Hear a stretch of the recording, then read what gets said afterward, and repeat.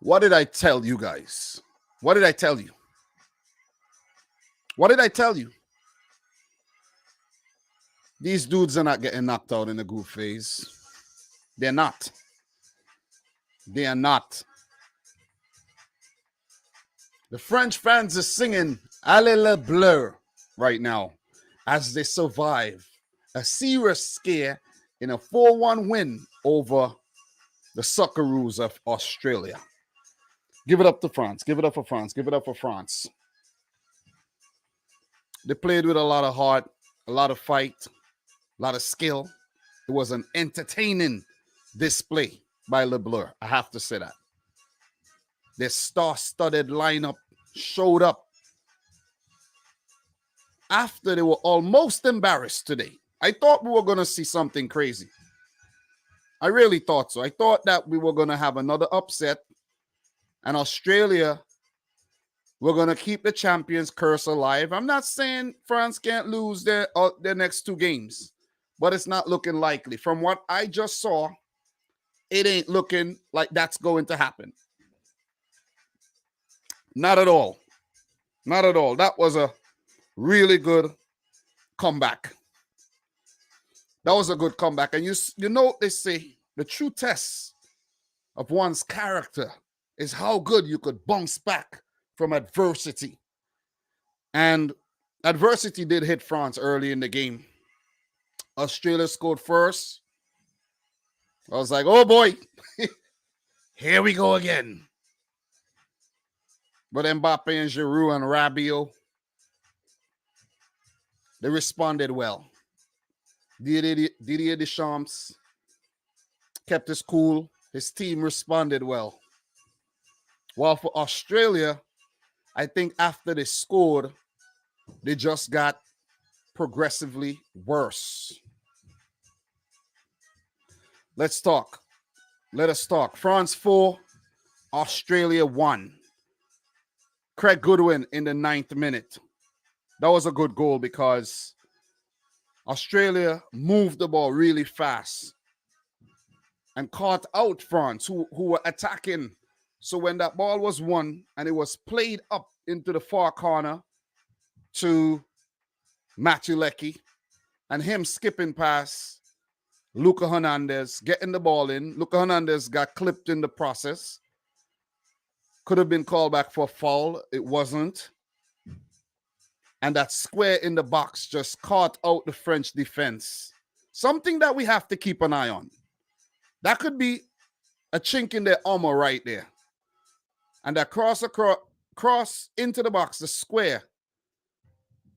Craig Goodwin, the first to it, and that was a really good finish to beat Hugo Lloris, closing in on Lilian Thuram all-time appearance record. Great start by Australia. I couldn't believe it. I was like, oh my God. No. We can't be seeing a Saudi Arabia, Argentina happen all over again. We can't be seeing that. Are the Asian teams saying what's up now? Are they saying what's up? After Qatar got smashed up. After Iran got smashed up. I thought Australia were being inspired by what Saudi Arabia did early in the day. I woke up at 5:06 today and I witnessed something special. I thought I was going to witness something special from Australia, but good response by France. But first, look, Theo Hernandez had to come on for his brother Luca, and I think he came on and did a great job. He did a great job. After that positive approach early in the game by Australia, Mitchell Duke, he had a shot that just went wide, sloppy from France, with Australia still leading. And then France got their equalizer. Theo Hernandez and his cross, Rabiot heading. It was from a corner, well dealt with by Australia initially, but that second ball was won by France, recycled, put into the box, and headed in. And I have a lot of criticism for this Australian team for not dealing with balls in the box. How many goals were scored by crosses in the box. How many times the ball was put into the box and Australia just looked so like a fish out of water? Many times. The Rabiot goal, right? The Mbappe goal, and the second Giroud goal. Crosses into the box. Crosses into the box. Australia, they got a lot of work to do. So, look, Adrien Rabiot, you got to give him a lot of credit for bouncing back from the whole debacle from 2018. Remember, Rabiot was actually put into the French squad as a reserve. He didn't make the official squad. He was picked as a reserve, and then he said, "You know what? I don't want to go. Forget you guys. I deserve to be in the team. I don't want to go. Forget y'all." And Didier Deschamps actually banned him from the national team for about a couple years, and then he's bounced back brilliantly to pick up a goal and then followed up with an assist. Good response by France. Really good response. Positive. They didn't hold their heads down. They say, "Hey, man, what the hell is going on? We slipped up. Let's bounce back." And Giroud with the tap in. And that was actually an Australian error. Australia basically shot themselves in the foot here. They shot themselves in the foot. Giroud with that tap in saying, "Merci beaucoup." Right? Thank you very much. Poor ball out by Matt Ryan. He has too much experience to put his defender under so much pressure. Passed the ball out, and then the ball was passed out to Atkinson. He had a heavy touch. He didn't realize that two players was actually closing him down. Mbappe with the back heel to Rabiot, and Rabiot with the square. Very good on him. Good decision making not to actually shoot. And Giroud with the tap in for his 50th goal for Le Bleu. Second French player to reach 50 goals after Thierry Henry. So a goal and an assist for Rabiot. We know how controversial he could be. And solid start to the World Cup by a man who they need to put in a solid effort. Jackson Irvine, he clipped the post in the 45th as Australia almost equalized. So they kept in the game. At 2-1, they kept in the game for sure. And you got to give him some credit for that. 2-1 at halftime, France in the lead. And in the second half, France didn't relent. They just kept putting their dominance on the game. Australia, for them, they always was just trying to stay in the match. And if they get that opportunity, they would try to score. That was the order of the day. Olivier Giroud also had a spectacular effort that went close. That would have been a great goal in the injury time there. That would have definitely been a great goal, but wasn't to be. So first period of the second half, France dominant, really dominant. Australia on the back foot. And they finally give in when Antoine Griezmann's effort was cleared off the line by Behich. But immediately after that, the ball was recycled. Kylian Mbappe skipped past the right back. I think that was Atkinson. He slipped past. Brilliant football by Kylian Mbappe with his speed and his agility. And that ball, I think I'm actually talking about the Giroud goal, right? But the Ousmane Dembele cross over to Kylian Mbappe. That's what I have to talk about instead of, I'm stuck on that Mbappe cross to Giroud, but that one's coming. But that Ousmane Dembele cross was a brilliant one. Mbappe heading in off the post, and then the goals were so close to each other, got them mixed up. But the Giroud goal, brilliant ball by Mbappe to skip past the defender and then the cross into the box. Yet another cross into the box, the third one into the box to go into the back of the net. But Kylian Mbappe did get a chance early in the first half that he should have scored from that Griezmann cross into the box. Sitter missed. France did miss a lot of chances, but they weren't punished. Let's just put it that way. 51 goals for Olivier Giroud didn't score any at the last World Cup, but won a World Cup medal, winning medal. He ties with Thierry Henry as the leading goal scorer for France. And it makes you think, right? What if Benzema did not pick up an injury? Giroud would have been coming off the bench, most likely. And it's probably a blessing in disguise for France. Now you could look back and you could say that. I know Benzema is a Ballon d'Or holder and everything, but look at what Giroud did on the day. He came up clutch on the day, at the right place, at the right time, out jumping, out muscling the Australian defenders, who I think were very, very poor on the day, and scoring a brace, helping France win their opening match in an effort to defend their World Cup title and avoid falling victim to the champion's curse. I think Australia did well enough not to concede more, because with the other result in the group, Tunisia, Denmark drawing 0-0, Australia are not out of it. They're not out of it, but it's not the most ideal result. But they're only 1 point behind Tunisia and Denmark, so they can't let their heads drop. They have to keep pushing. But defensively, Australia looked very, very poor. The few substitutions that was made in the end, bringing on Garang Kuol and guys like Mabil, these guys look bright. Who knows? There might be a few changes or household changes for the next game, as Australia look to keep their World Cup hopes alive. They haven't advanced to the round of 16 since 2006, when they had that golden generation of Tim Cahill and guys like Mark Viduka and Mark Bresciano, Harry Kuehl, and a few more.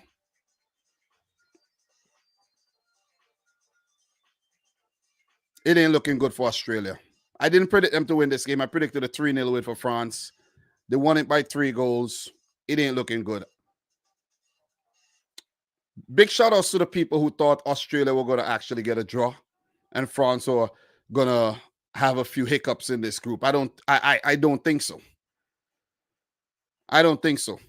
Because even though I predicted France to come in second, I didn't predict them to get knocked out in the group phase. And with Denmark's 0-0 result today and France's win, puts France in the driver's seat when it comes to this Group D. Because let's say they draw to Denmark. They're in a really good position.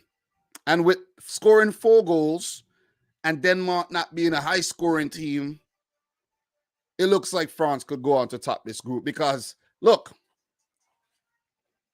as Freemind's saying here, Dembele was cooking. Mbappe was cooking, right? The midfield looked good. Chouameni, he worked hard in the game. Let's take a look at the lineups. Let's take a look at the lineups really quick. Start from the front. This is a deadly front line. Ousmane Dembele is in good form. Mbappe is in imperious form. So is Giroud. Griezmann for France is always good. He has not scored in a while, but he threatened. He almost got an assist, got a ball cleared off the line. Rabiot was a surprise performer on the day for me. He held it down in the absence of Pogba and N'Golo Kante. If Pogba and Kante was fit, Rabiot and Chouameni does not start. Think about that. They do not start. Give it up to Upamecano and Konate, along with Pavard, veteran from 2018, and Luca Hernandez's brother, Theo, who came in and did a great job, in my opinion. I think Theo should be starting in the future. Luca might be injured. And Hugo Lloris has to be a little bit more clinical. I don't think he was tested enough, but that was a good goal by the Australian player, Craig Goodwin. I don't know him that well, so I have to really get his name correctly and get it in my head. I don't know him. I got to keep it real. I got to keep it real. There's over 800 players at the World Cup. I can't know every one of them. You see what I'm saying? But Good performance, man. France are looking good. I like the chemistry. I like that they're not in first and second gear like they were at the 2018 World Cup, and that they shifted into top gear and are actually looking really good. Off the bench, Jules Koundé, Yusuf Fofana, Kingsley Coman looked bright when he came on. Theo Hernandez for his brother, and Marcus Thuram, the son of Lilian. They still got the likes of Eduardo Camavinga, William Saliba, Jordan Veretout, Randall Colomuani, Matteo Guendouzi, Axel Disasi, and of course, Rafael Varane and the backup keepers to choose from. The team is stacked up. And now, with Argentina slipping up, and who knows what might happen with Argentina if they don't actually get out of their group or they flop, France could be favorites again to win the World Cup and become the first team since Brazil 58-62 to defend their title. Don't count them out. I don't have them winning, but those are just predictions made before the tournament. Now we're in the tournament. Now we're seeing what's going on.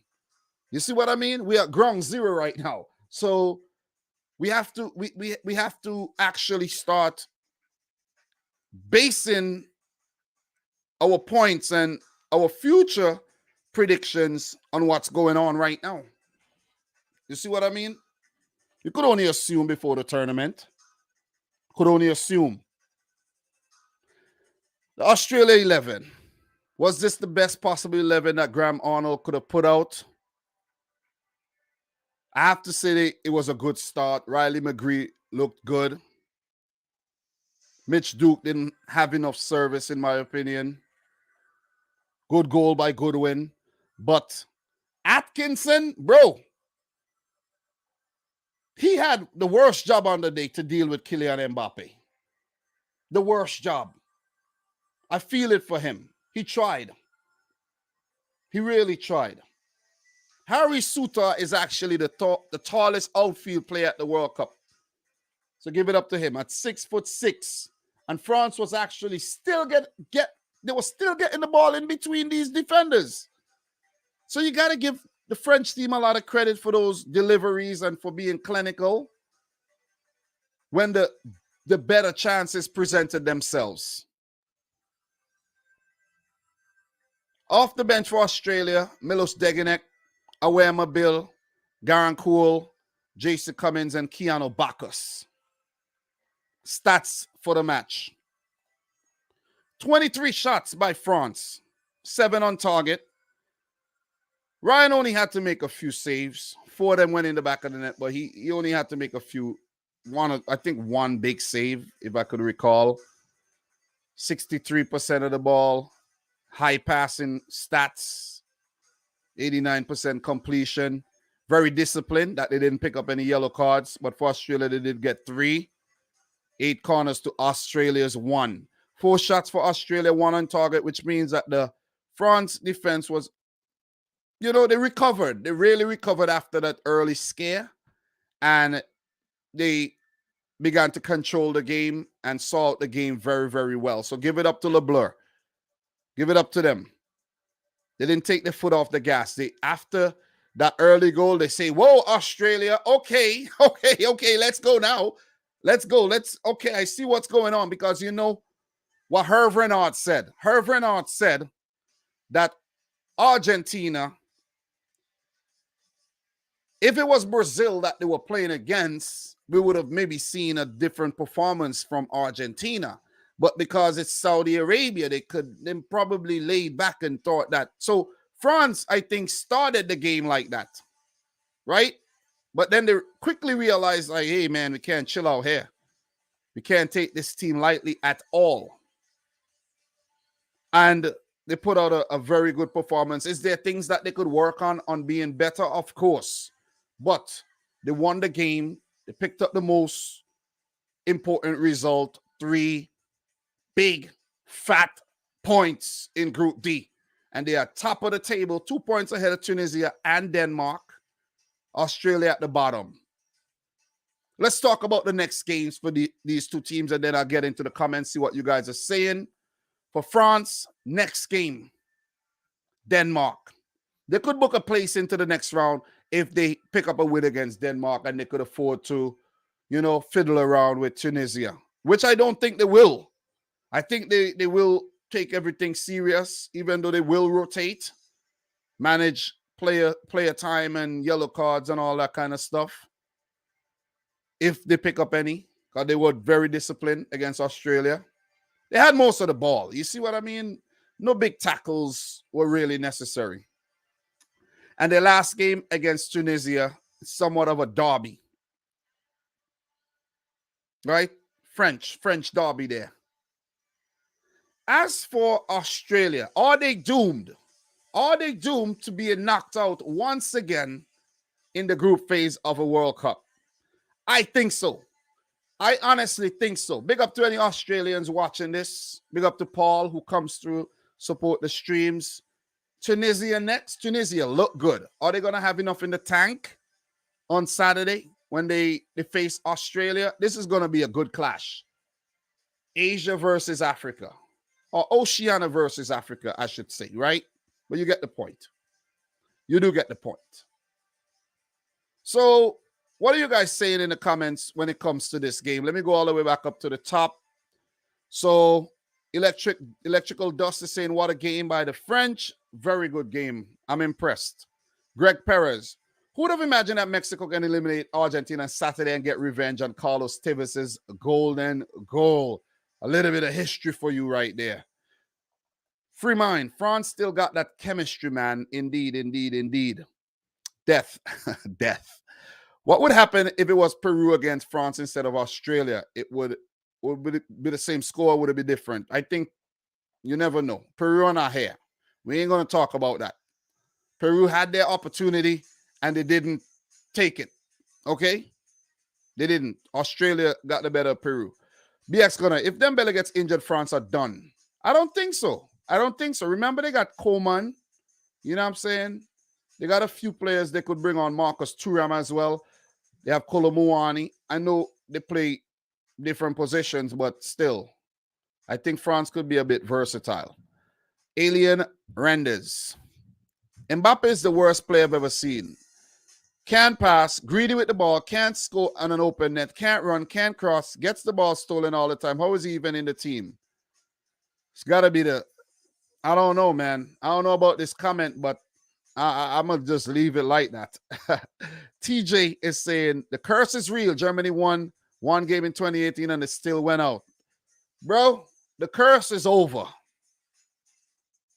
For now, it's on hold. It has been put on the shelf. Trust me when I tell you that. France are not getting knocked out in the group phase. They're not. Football followers saying they will still go out in the group. Spain beat Australia in 2014 too. They still got grouped. Yet they still got okay, yeah, whatever you're trying to say, man. Bro, France are not going out.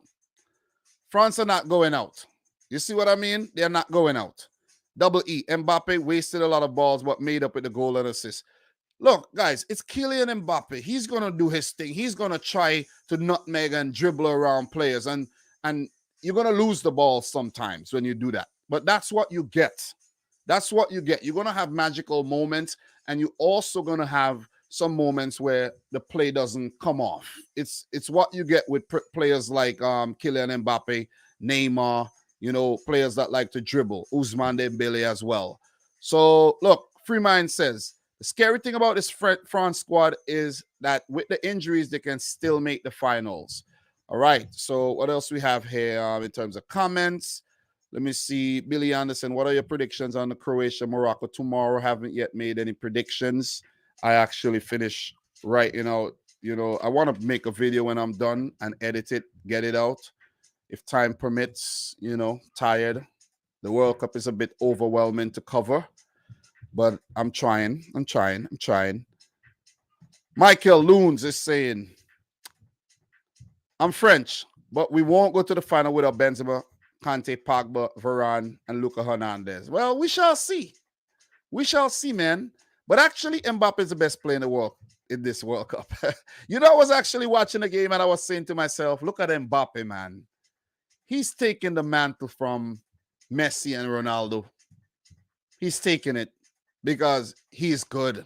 He's electric. I'm telling you, he's electric. He is electric.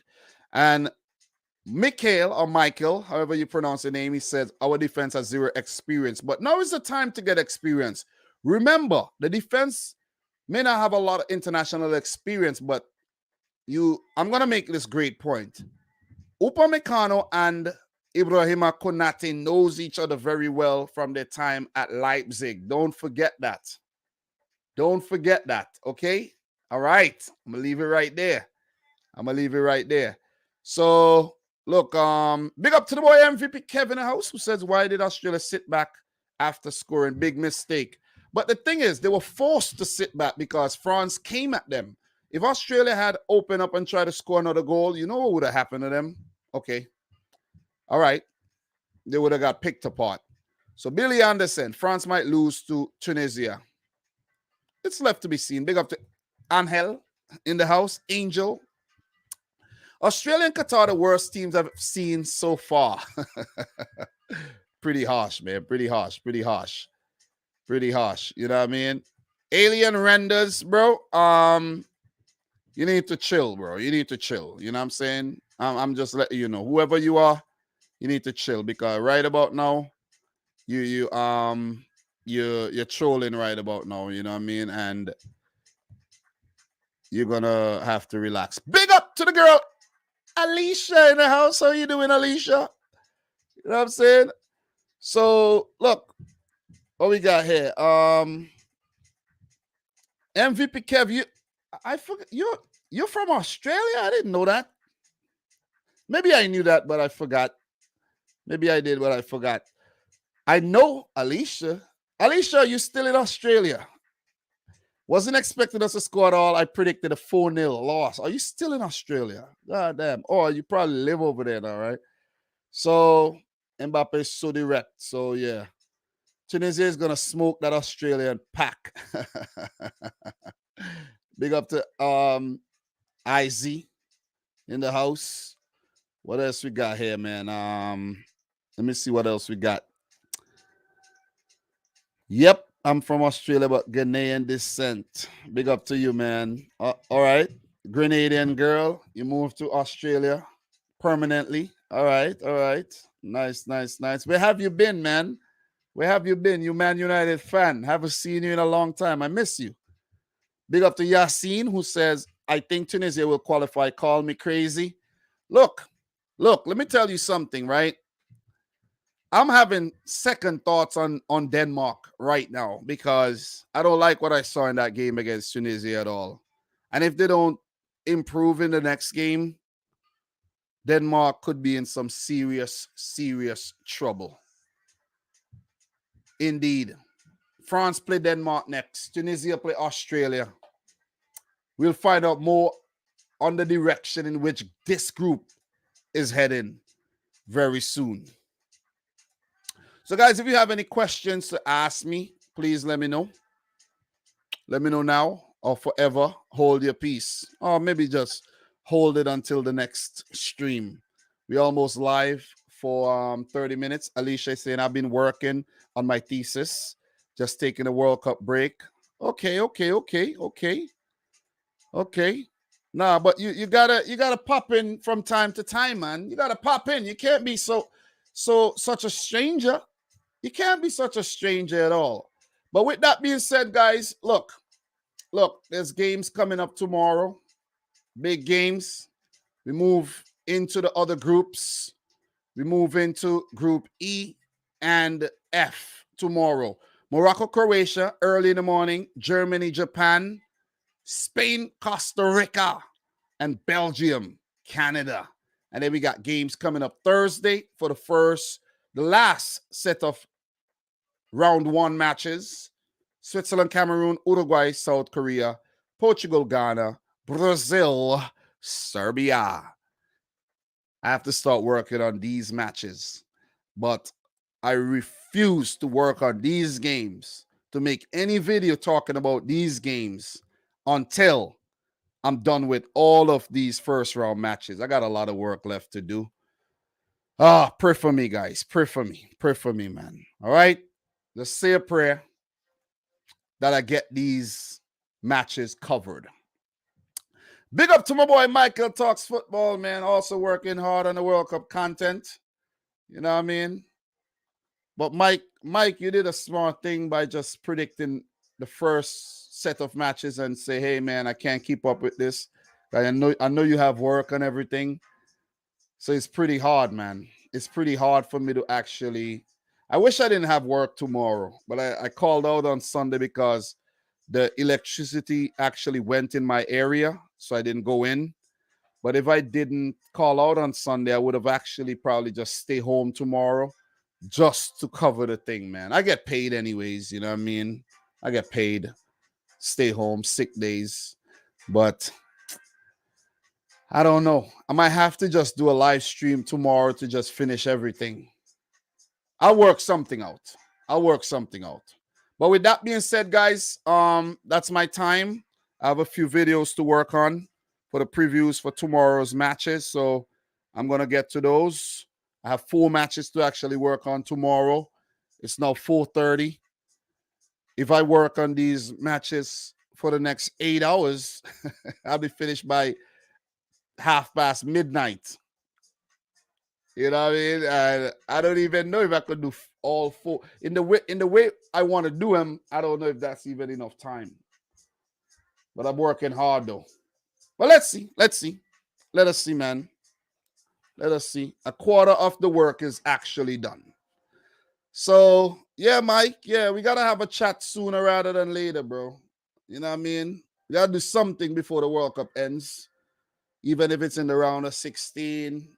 So let me know when you're off and we could do something, man. We could do something, you know. We haven't done anything yet. But anyways, thank you very much, everybody, for tuning in. Thanks for the super chat there, Mike. Appreciate Alicia coming through, MVP Kev, everybody in here, Michael, Loons, Yassine. Who else we got in here? Who else? Simon, Death. Who else we got? Free Mind. Appreciate all of you guys. Izzy. Appreciate everybody in here, man. If I'm not shouting you out, thank you still. If you're watching the replay, appreciate you. The World Cup coverage continues today with some previews and more content.